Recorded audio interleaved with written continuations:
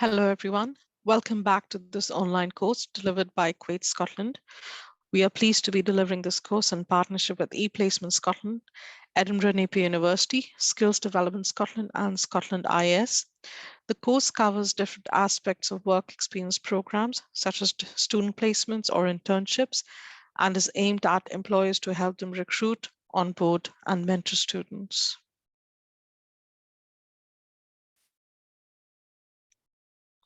Before we dive in, I would like to highlight that even though the focus of this course is on supervising and mentoring students, we will also cover other areas that are critical to enhance our understanding of the context in which the placement takes place.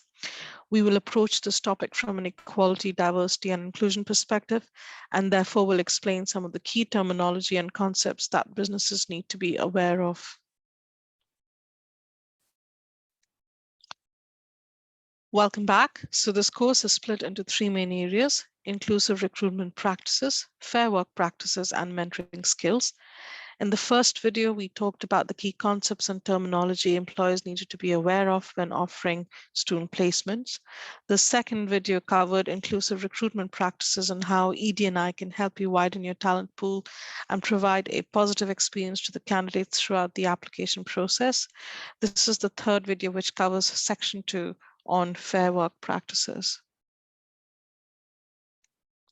We are now going to take a look at fair work practices, and by the end of the session, we would have understood what is meant by fair work practice, the benefits, and how the induction period is crucial in embedding good working practices which create a fair environment and provides a valuable practice-based learning experience for the internees. The fair work practices video is broken down into the following sections. The first would be understanding the framework for fair work in Scotland. The second would be understanding the importance of the induction period. And the third would be looking at best practices which just go beyond the guidelines of fair work. So what is fair work? Fair work is defined by the Fair Work Convention as the work that offers all individuals an effective voice, opportunity, security, fulfillment, and respect. It balances the rights and responsibilities of employers and workers. It generates benefits for individuals, organizations, and society. The principles of fair work hold true for all workers, which is direct employees as well as others who are paid to work for and on behalf of the organization.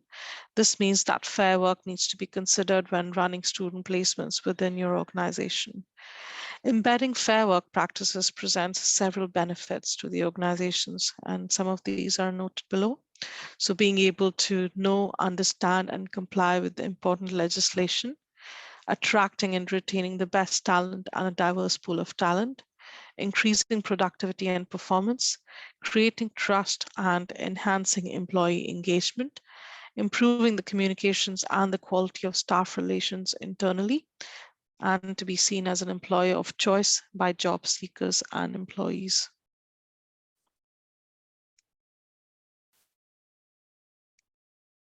The Fair Work Convention is an independent body which brings together employers, trade unions, and academic expertise. It was established in 2015 and following a recommendation of the Working Together Review. The convention's role is to provide impartial advice and recommendations on fair work to Scottish ministers, the Scottish Government, policymakers to support the fair work agenda. The Fair Work Convention produced the framework for Scotland in March 2016 and has identified 5 main dimensions to that. So the 5 dimensions are effective voice, opportunity, security, fulfillment, and respect. Effective voice is much more than just having a channel of communication available within workplaces. It is about offering a safe environment where dialogue and challenges are dealt with constructively and where workers' views are listened to and can make a difference. Opportunity is about allowing people to access and progress in work and employment, and it is a crucial dimension of fair work. Meeting legal obligations by ensuring equal access to work and equal opportunities sets a baseline for fair work.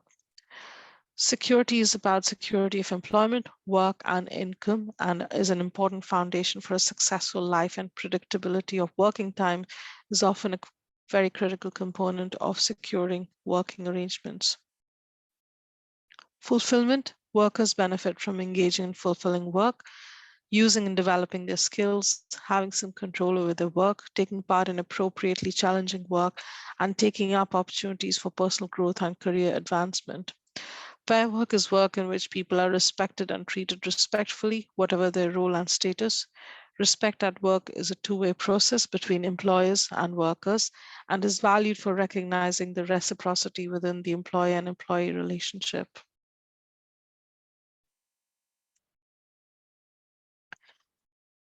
We are now going to look at how these 5 principles can be applied to student placement experiences. We need to consider that the application of these principles recognize the skills and comfort levels of the internees. So effective voice includes students in the project and decision-making process. This can be done through encouraging them to participate in meetings with external or internal stakeholders, seek their opinion and thoughts, encourage active and visible participation within projects which are aligned to their learning outcomes and they are able to contribute to. And if you have a blog, you could offer them the opportunity to share their placement experience or insights through the blog.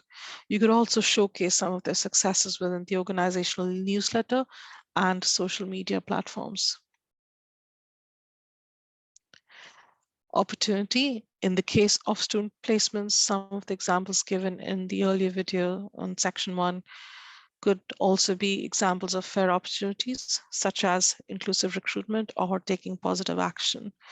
For example, the students could take part in an interview panel as observers for a couple of interviews, which would give them valuable insight into the recruitment process from a hiring panel's perspective, thereby deeply enhancing their understanding of the interview process and building their capacity and confidence around interview skills.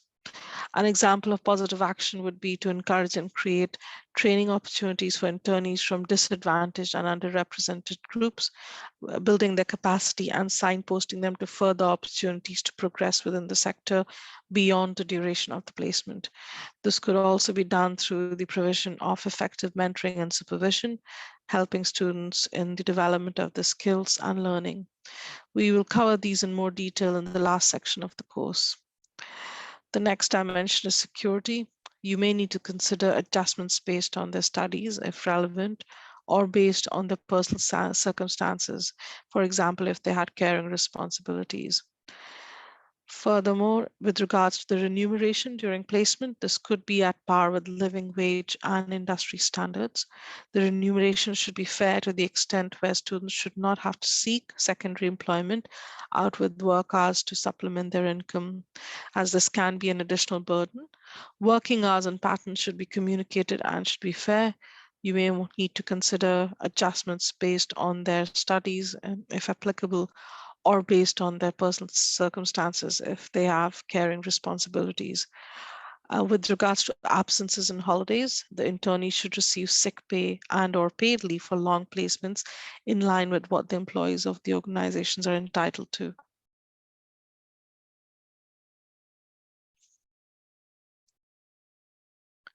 How do we apply the principle of fulfillment to a student placement experience? So there are a few things to think about for this section, and most likely it will depend on who you'll hire. The questions you would need to consider are: how will students effectively use their skills? What is their level of autonomy within their own work, and how can they make a difference throughout the placement? Are there any professional or development goals you can include to ensure they can have a positive work experience? You may want to think about transferable skills here, as well as not just technical and business skills. Will they be able to create connections and build relationships with internal and or external stakeholders? Can they have a buddy on top of their line manager and co-worker? Are there other students doing the placement at the same time so they can share some of their experiences? And finally, what does fulfillment look like in this context? Can this be part of the conversation during the induction to define what could be achieved in terms of fulfilling aspirations within the work setting and the resources the company is able to provide?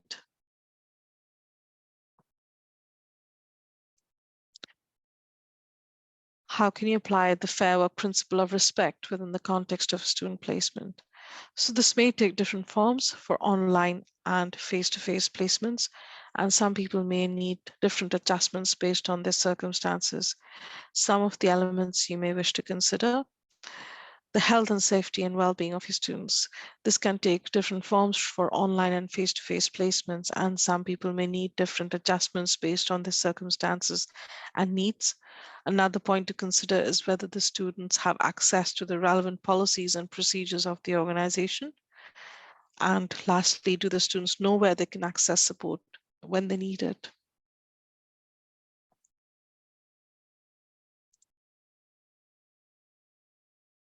So the golden rule: treat students and interns the same way you would treat your existing employees.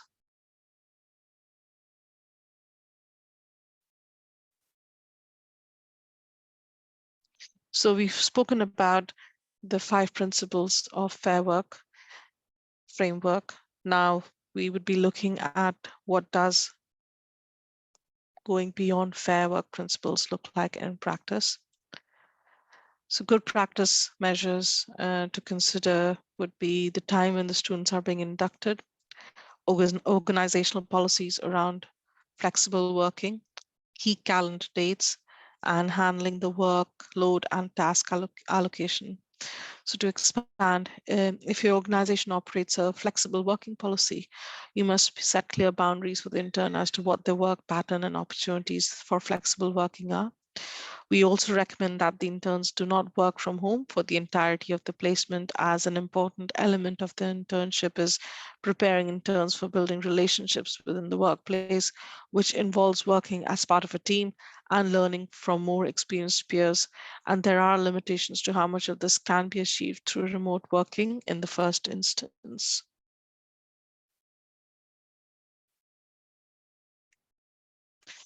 The induction period is critical to ensure students can undertake their placement successfully and safely.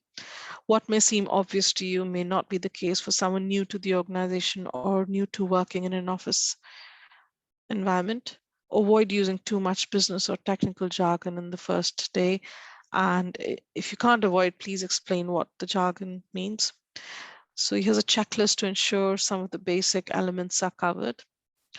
First would be to provide context to what your company does and what the team does, and the individual they would be working with, and the candidate's role and how they would be contributing to the project. Provide them with their work equipment and information which would be required to access facilities, systems, etc. Give them the time and opportunity to familiarize themselves with the work environment along with any tools they might need to learn to operate. Enable access to IT systems as appropriate. Set up meetings with key stakeholders internally as well as externally. Check if they know how to use their professional email address and any other tools. Provide a list of go-to contacts. Share with them the location of HR documents and practices. Provide them with clear and detailed instructions and a timetable for the first 2 weeks. Schedule short one-to-one meetings at the end of every day during the first week to answer any questions the candidate may have.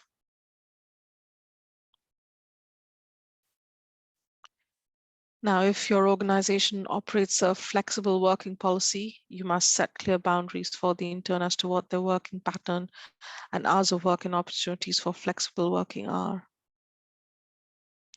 We recommend that the interns do not work from home for the entirety of the placement.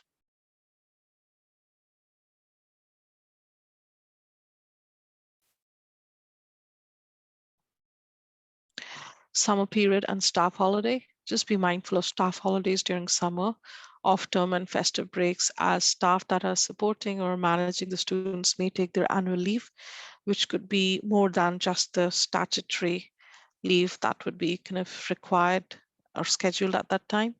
Be prepared ahead of the time with staff leaving or staff moving on to different roles. Ensure backup arrangements are in place to pick up the line management responsibilities of the students during that period of transition. This is critical and can sometimes be a challenge for SMEs if there's no work plan during calendar holidays, or if existing staff managing internees move on from their current roles.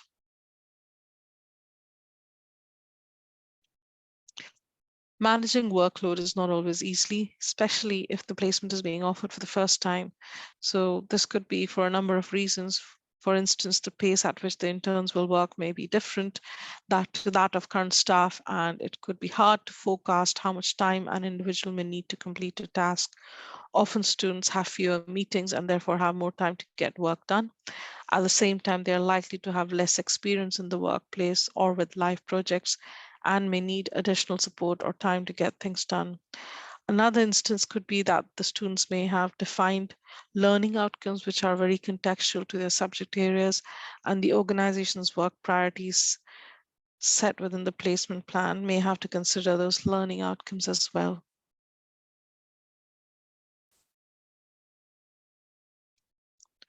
A top tip for this would be to ensure a flexible plan is in place, which not only enables the student to manage their workload in line with their academic expectations, but also leave the space for amendments around the students' learning outcomes in relation to the organization's priorities set within the placement plan.